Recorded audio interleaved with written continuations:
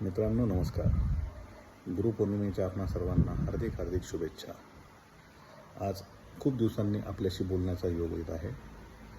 मी सर्वप्रथम माझ्या पूजनीय वंदनीय अशा सर्व गुरूंना मनापासून त्रिवार अभिवादन करत मी आजचा एक छोटासा संकल्प जो होता मनात सकाळपासून की आज आपल्याशी सर्वांशी संपर्क साधावा, किंबहुना माझे मत आपल्यापर्यंत मांडावे.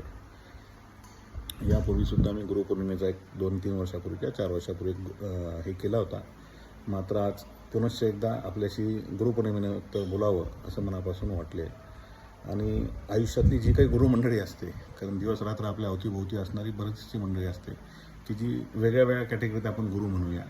खासकर मी एक छोटासा प्रयत्न केला आहे की थोडक्यात त्या सर्वांचा ऋणानुबंध मी कसे मांडावेत किंवा कसे त्यांचे आभार व्यक्त करावेत, किंवा त्या आभारातून सुद्धा ह्या सर्व गोष्टींनी त्यांच्यापर्यंत एक माझे भाव पोचावे हा एक छोटासा प्रयत्न करतो आहे. सर्वप्रथम मी माझे आद्य गुरु, एक बायफर्केशन मी केलं आहे 5-6 कॅटेगरीमध्ये, थोडक्यात मी मांडण्याचा प्रयत्न करेन. तर माझे आद्य गुरु माझे आई आणि वडील. अनफॉर्च्युनेटली आई तर 2017 साली मला सोडून गेलेली, 2007 साली सॉरी. त्यानंतर जी काही पोकळी होती माझ्या आयुष्यात, मी अनेक वेळा प्रयत्न केला की दुसरे माझे आद्य गुरु माझे वडील शांताराम सावळे यांच्या रूपाने मी प्रयत्न करत होतो की त्यांना 100पर्यंत गाठून मी हे करेल. पण देवाला जे मान्य होतं, म्हणजे जे विधिलिखित आपण म्हणतो त्या विधीने हा प्रवास त्यांचा मागच्या 1.5 महिन्यापूर्वी थांबवला. परंतु त्यांच्याकडून सुद्धा मी जे काही शिकलो, आश्रमात आणायचा नक्कीच तो प्रयत्न केला. किंबहुना माझ्या आयुष्यातली जी पोकळी होती आईची, कारण आईसुद्धा आपण म्हणतो, पण तिने जे काही संस्कार दिले होते त्या संस्काराचाच एक गाभा आमच्या भावंडांमध्ये, म्हणजे माझ्या 4 बहिणी आणि माझ्यामध्ये आम्ही तो प्रकर्षाने आजही आम्हाला जाणवतो.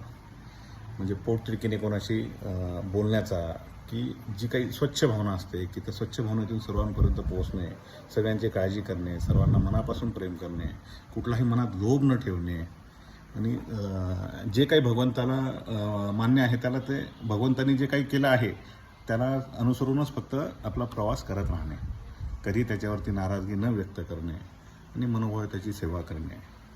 आमचे वडील एक ताडबाणा आपण ज्याला म्हणतो, प्रचंड असं व्यक्तिमत्व. मी बऱ्याच वेळेला म्हणजे भरपूर प्रसंगांमधून तो आपल्यापर्यंत पोहोचवलं आहे की माझे वडील माझ्याकरता काय होते, किंबहुना आमच्या दोघांमधले काही मतभेद जरी असतील तरी ते त्यांनासुद्धा जाणवायचे की मतभेदसुद्धा हे चांगल्याकरता होते. आज आईवडील आपण जसं म्हणतो, मी सुद्धा एक म्हणजे आईवडिलांच्या भूमिकेतून आम्हीसुद्धा जाताना तो प्रवास आम्हीसुद्धा अनुभवतो आहे की आपल्या मुलांकरता जी काही कळकळ असते ती कुठल्या भावनेने असते, ती इतकी स्वच्छ आणि इतकी निरागस असते की त्यावेळेला कदाचित आपल्या बोलण्यातून वागण्यातून चिडचिडपणा येत असेल किंवा ताठरपणा वाटत असेल, परंतु आई वडील हे नेहमीच आपल्या मुलाबाळांकरता, म्हणजे ज्याला आपण म्हणतो की त्यांच्यापेक्षा दुसरं श्रेष्ठ खरंच कोणीच नसतं, चांगला मित्र कोणी नसतं, चांगला गुरु कोणी नसतं. आमचे वडील अनेक अर्थाने माझ्याकरता गुरु होते.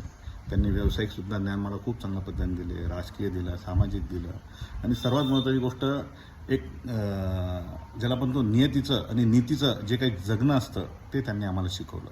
एक जिद्द, एक कठोर स्वभाव किंवा एक डिसिप्लिनमध्ये आयुष्य कसं जगावं, हे असंख्य गुण मी त्यांच्याकडून शिकलो.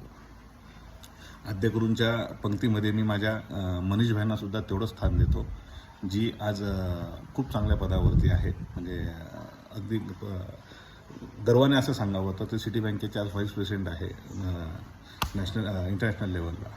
तर तो सुद्धा माणूस माझ्या आयुष्यात, ज्याला आपण म्हणतो मोठा भावाच्या रूपाने, मी नेहमी त्यांना आदराचं स्थान दिलं आणि देत राहीन. त्यानंतर येतात आमचे लालाजींनीसुद्धा उभ्या आयुष्यात, म्हणजे 2006-07 सालापासूनचा आमचा प्रवास, अनफॉर्च्युनेटली त्यांचं 3 वर्षापूर्वी 4 वर्षापूर्वी ज्याला देहवासन झालं, तोपर्यंतसुद्धा तो माणूस हिमतीने, हिरारीने आणि अगदी मोकळं सांगायचं तर प्रेम करावं किंवा विश्वास ठेवावा तर कसा करावा हे आमच्या लालाजींकडून मी शिकलो.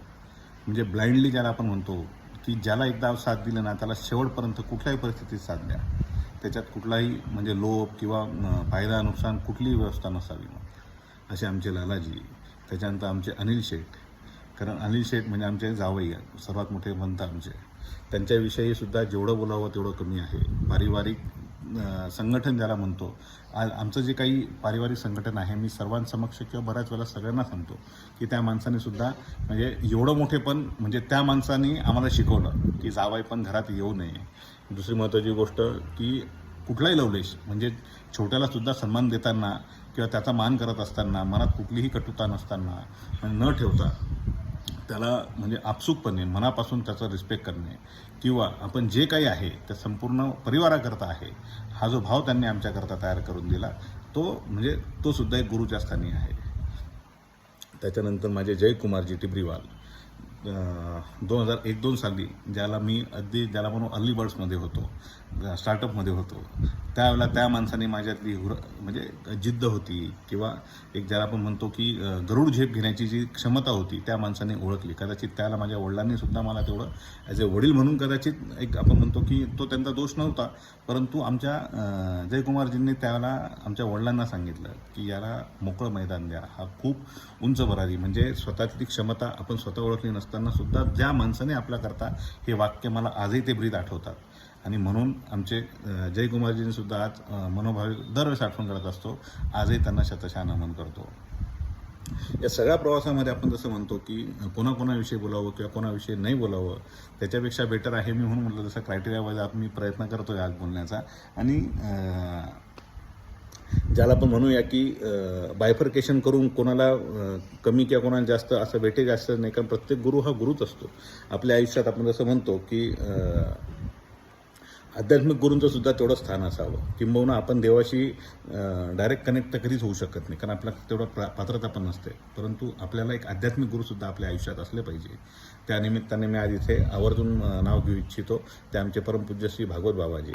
भागवत बाबांच्या सुद्धा संपर्कात मी मागच्या 15 वर्षापासून आहे. ज्या ज्या वेळेला मला जाणीव होते की मी एकटेपणाची किंवा देवाविषयी थोडीफार एक ज्याला आपण म्हणतो कटुता म्हणा किंवा मनात एक किंवा का भगवंत आपल्याला असा त्रास देत असतो, तर ज्या ज्या वेळेला असा लोनलीनेस येतो किंवा एक निगेटिव्हिटी येते त्याला मी भागवत बाबांचा आशीर्वाद किंवा त्यांचं त्या सत्संगामध्ये जाऊन कदाचित मी प्रयत्न करत असतो. त्यांचे बोध, त्यांच्या सूचना, त्यांचे आदेश अतिशय सुंदर आणि निरागसपणे अगदी बंधुभाव या नात्याने ते पोटतिडकीने ज्याला कधी आठवण आली तर स्वतःहून बोलवून घेणार किंवा घरी येऊन जाणार. म्हणजे हा सुद्धा ज्याला आपण म्हणतो की गुरुच्या स्थानी ते असताना सुद्धा ज्या पद्धतीने ते मला आज सांभाळतात किंवा मार्गदर्शन करतात हे निश्चितच म्हणजे मी माझं भाग्य समजतो. काशी विश्वनाथ बाबांचं जी समाधी आहे आमच्या औरंगाबाद येथे, मी तिथे सुद्धा म्हणजे मागच्या 50-16 वर्षापासून मी तिथे सुद्धा प्रयत्न करत असतो की ज्या ज्या वेळेला शक्य असेल, कारण आयुष्यात आपण जसं म्हणतो की गुरुचं स्थान हे नेहमी उच्च असावं, आईवडिलांच्या जागी आईवडिलांपेक्षा श्रेष्ठ असावं. याचं कारण अध्यात्माची गोडी ज्या माणसाच्या आयुष्यात असेल तो माणूस निश्चितच सर्वार्थाने प्रगती करू शकतो. आणि मी माझ्या प्रवासामध्ये आजपर्यंत जेवढं ऑब्झर्व केलं की आपण स्वतःला ज्याला मोठे समजायला लागतो किंवा मोठे झालो असा भास व्हायला लागतो त्यावेळेला एक गुरु जो असतो आपला, तो गुरु आपल्याला निश्चितच परत आपल्याला आपण जिथे काही चुकत असू किंवा ज्या काही आपल्या उणिवा असतील त्यांची जाणीव करून देणं किंवा देवाची आठवण करून देण्याकरता किंवा ज्या कटुप्रसंगांमध्ये त्यावेळेला मात्र आध्यात्मिक गुरुची आपल्याला नक्की गरज पडते. आणि परमपूज्य काशीनाथ बाबांचं सुद्धा मी त्याच ठिकाणी एक नाव घेऊ इच्छितो.